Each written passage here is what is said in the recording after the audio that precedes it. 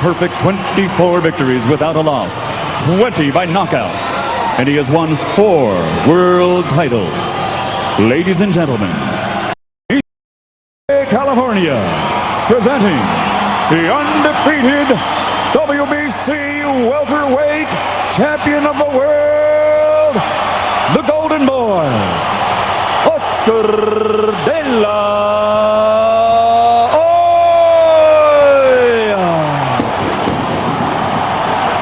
Come on, David. Let's go. Come here, Oscar. Let's go. Come on. I discussed the rules earlier tonight, what I expect out of both of you. I want you to protect yourselves and obey my commands at all times. Understood? Great. Let's touch them up and good luck. Good luck.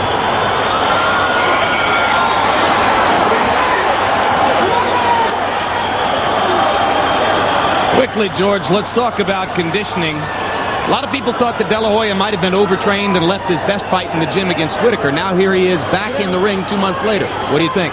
Well, looked like he spent a lot of time lifting weights because this guy looked like some bodybuilder today. So you can see he hasn't done a whole lot of boxing training. And I know that you don't like weightlifting for boxers. He didn't need it. He had a lot of power. He's had a lot of power in his fist. He didn't have to go and pick up some power along the line. Bodybuilding in itself is a sport. And you've got to respect it because of the injuries that can happen, just like boxing. Now watch out for the super active Kamau, who, as we told you, in his last couple of bouts averaged 111 punches per round. Nobody else in this weight class would throw as many punches consistently as David Kamau, the possible exception of, say, Vince Phillips. And you can watch those guys from shoulder to shoulder. They are about 3 feet apart. And Kamau jab is touching Oscar De La Hoya. Clean. Box. Brand new experience for De La Hoya going into the ring against somebody with a longer reach, longer jab, the ability with a lot of activity to perhaps keep Oscar away. But he's also active up top. He's moving his shoulder side to side, upper body movement. Well, he maintained this energy level through about 7 rounds with Chavez, and then he tired in the later rounds. And obviously, one thing that De La Hoya and Stewart will be looking for here, if the bout goes some distance, is for Kamau to tire. But Kamau's trainer, Rudy Hernandez, said, I don't think it's going to go more than 3 rounds. That's possible. Crowd going berserk here, George. Good counter left hand inside by De La Hoya. But Kamau threw about 7 punches there to only 1 or 2 for Oscar. The biggest mistake Kamau is making, he's coming forward. You don't want to do that to any puncher, especially Oscar De La Hoya. You want him to give it movement, but backwards. I think he only knows one way to fight, George. He likes to come forward. And when he does, the one mistake he frequently makes is that he throws those shots wide and leaves openings up the middle. Oscar De La Hoya is murder on openings up the middle. You want to, with Oscar De La Hoya, you want to come forward, but then move back from time to time. Don't allow him to zero in with that power.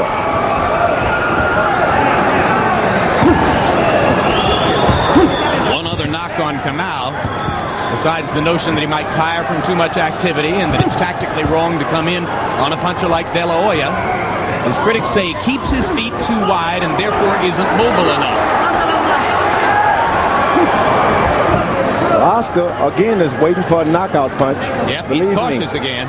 He's never had to concentrate on that. All he's had to do in the past, let those hands go. You don't need to worry about how much power you're going to get on it. He has so much boxing skill and so much quickness, he can outbox anybody, it would seem, right? Yeah, and he's waiting for power punches when everything he throws has power on it anyway. His powers never come from his shoulders, always come from his fist. Sometimes you get a lot of these trainers. Well, we'll talk about that more in the next round, George. No interpretation necessary in these corners. They'll be speaking English to Kamau, and they'll be speaking English to De La Hoya. There's Hector Camacho at ringside, sitting with Bob Arum and Bob's lovely wife, Lovey. And Hector is here to sell tickets for the next De La Hoya engagement in September, if Oscar gets through this okay. And Bob's saying, yes, Hector, everyone's noticed that you're here, and I'm sure we're selling a lot of tickets right now. But your jab now, start jabbing an aggressive jab. Okay? You got to pick it up. Everybody's going to win either way. But the jab, you got to start attacking him with the jab now. The jab is your key, but you got to start making him try to react to your action instead of you backing up so much now. Okay, and everything else will fall in place. Stewart not terribly happy with what he saw in the first round, and you saw the activity disparity. Only 34 punches thrown by De La Hoya, 95 for Kamau.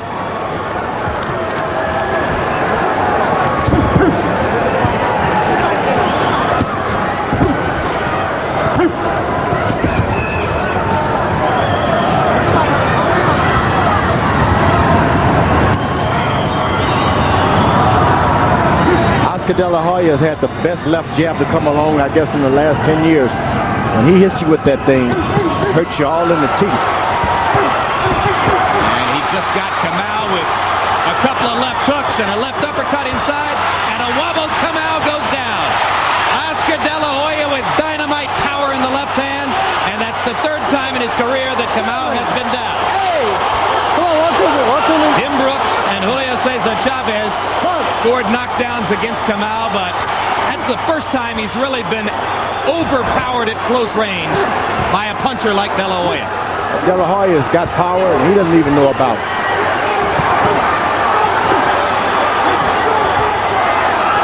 De La Hoya looking for more chances to land the left hook. You heard Stewart say that if he threw the jab, everything would fall into place, and in this round, he made it work for him. Now Kamau gets in a counter right up and under. If you look at the size of Oscar De La Hoya's left shoulder now, that's why you'll never see 5 good shots that he used to be able to land on, catch you on the end of punches. Here, you don't pull, all right? That's too much muscle on that arm. You got to get away from the weightlifting. Only if you're injured, you go to the weight. So as he adds weightlifting strength, you think he's sacrificing boxing strength? Yeah, that's right, because of he needs quick punches right now. He's had power. Kamau landed a right-hand lead across the top. He telegraphed the punch and landed it anyway. De La Hoya dropping the left hand there for a moment. Hard left hook lands for De La Hoya. David Kamau can now say, well, I've tasted his power. Yeah, but Oscar should be reacting with 4 and 5 punches, not 1 and 2. That's what happens when you get this idea that you can punch hard with your shoulders.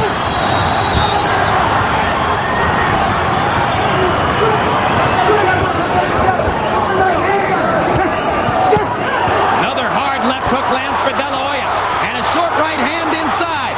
And again, Kamau is wobbled, but he keeps throwing punches anyway. David Kamau does not know how to cover up. That's the punching power and the accuracy. 4.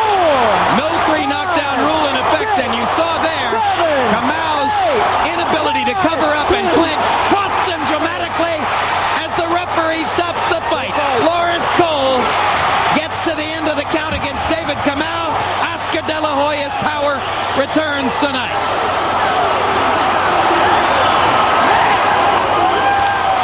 A look at the knockdown. This will be the first knockdown, which took place early in the round. 2 angles of the first knockdown, and I think this was a left hook that did the damage here. You saw the straight right hand there. You see Kamau, even when he's hit, he comes right back to the action. You got to know when to move away sometimes. And that was the short left hook inside that put Kamau on the canvas there. Look at it from another angle. Still the first knockdown. He gets knocked down.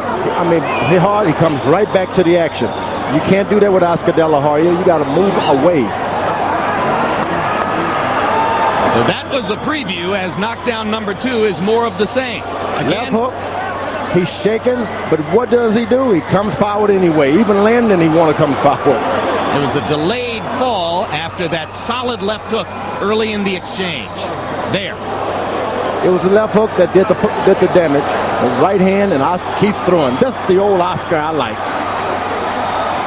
Well, because punching power is